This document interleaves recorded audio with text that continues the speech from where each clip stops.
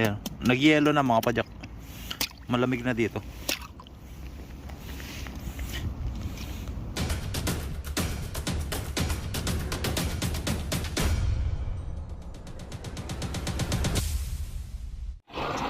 Isang napakalamig na umaga sa inyo lahat mga kapadyak. Grabe, napakalamig dito. -6. Tapos feels like -10. Grabe, parang nangangagat dun sa sa balat. So sa mga kapadyak natin dyan sa Pilipinas na naiinitan na yan, palit tayo ng lugar. Grabe. Namimiss namin yung yung mainit.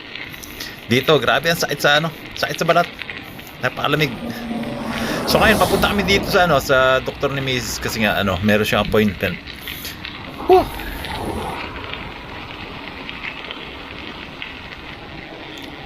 Ayan, sa wakas nandito na kami.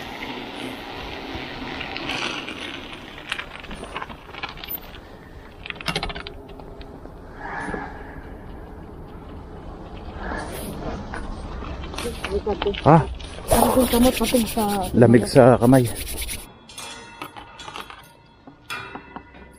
Morning mga kapadyak. Ayan, nag-bike kami ni Mrs. ngayon dito sa sa doktor niya.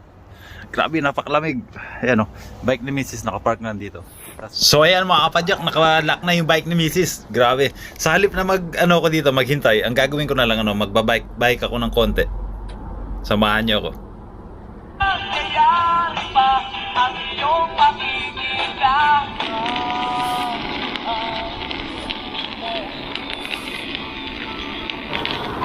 bike tayo ng konti mga kapadyak.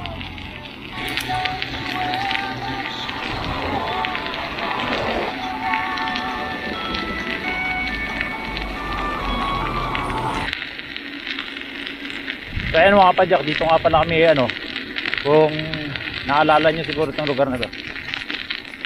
Dito kami nag-camp ni Mrs. nung summer pa, nung hindi pa malamig.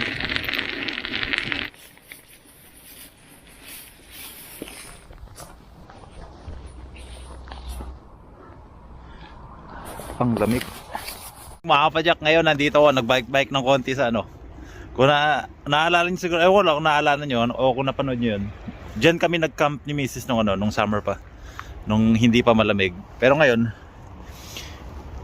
hindi na pwede mag-camp ngayon kasi nga hindi sakto yung mga gear namin na pang camping kasi nga napakalamig na, -6. Tapos papakita ko sa inyo tong etong gilid ng mga kapadyak. Ayan, tingnan nyo. Ayan, nag-yellow na mga kapadyak. Malamig na dito.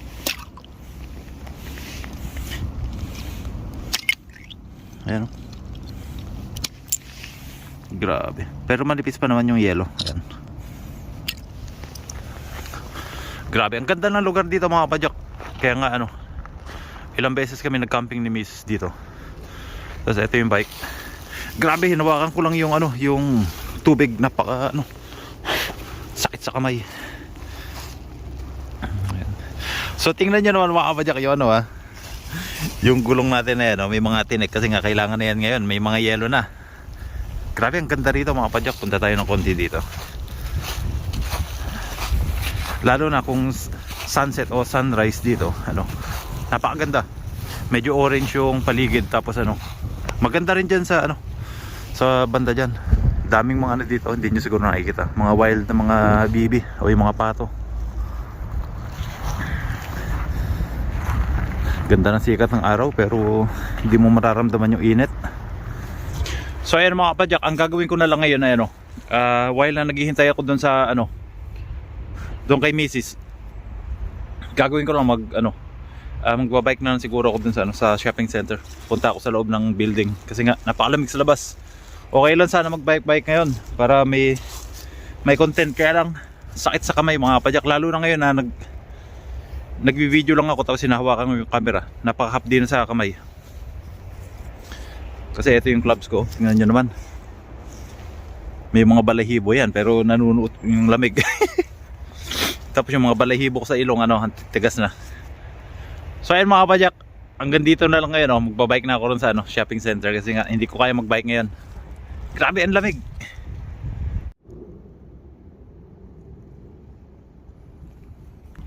Sa atin mga kapadyak, sa mga sa mga nandiyan sa Pilipinas siguro, no, ang daming nagwi-wish no, ano, na sana ma-experience nila yung ganito kalamig na ano, kung ano yung pakiramdam na may yelo, may mga snow. Sa totoo lang mga kapadyak, yung ano, yung sabihin ko sa inyo, yung pinakaunang taon na pupunta ka dito halimbawa o sa malalamig na lugar, first time mo sa ano, sa snow, sa mga ice ganyan, mag-i-enjoy ka talaga sobra. Tapos ano, yung parang hindi mo iindahin yung sobrang lamig kasi nga yung katawan mo, yung isip mo parang sobrang excited. Ayan. Pero pagka yung ano, yung nakatiraan na talaga dito sa ibang bansa, tapos palagi mo na na-experience yung ganyan, ano mga kapadyak, mahirap yung malamig. Mas pipiliin ko yung sa Pilipinas. Ayan, kahit sino naman mas pipiliin yung ano, yung mainit na lugar. Kasi dito, hirap. Kada lalabas ka, may bibiling ka lang sa tindahan, ganyan kadami yung suot mong ano, patong-patong yung mga suot mo, napakadiwara. Tapos hindi masayang maglakad sa ano, sa napakalamig kasi madulas. May snow. Maganda lang siya tingnan kasi nga puti. Pero masakit sa balat. Katulad ngayon mga kapadyak, ayan. Yung kamay ko na ano, na may hawak ng camera, walang gloves yun. Sobrang sakit, hapde. So hindi maganda yung ganyang pakiramdam. Tapos kung magbabike, ayan, hindi ka may enjoy. Kahit ang kakapal ng suot ko. Yung medyas ko nga, hindi normal na medyas, ang kapal niyan. Tapos yung pantalon ko, hindi normal na pantalon. Meron yung mga balahibo. Tapos meron pang nakapatong na manipis na ano sa loob. Jacket ko, meron akong makapal na jacket. Meron pang isang ano dito, yung parang sweater sa atin na medyo makapal. Tapos sa ilalim no, may t-shirt pa. Pero tumatagos talaga yung lamig. Tapos etong bonnet ko, tingnan nyo naman, pati yung tenga ko nakatabon. Tapos ang nakalimutan ko ngayon yung ano, yung salamin sa mata.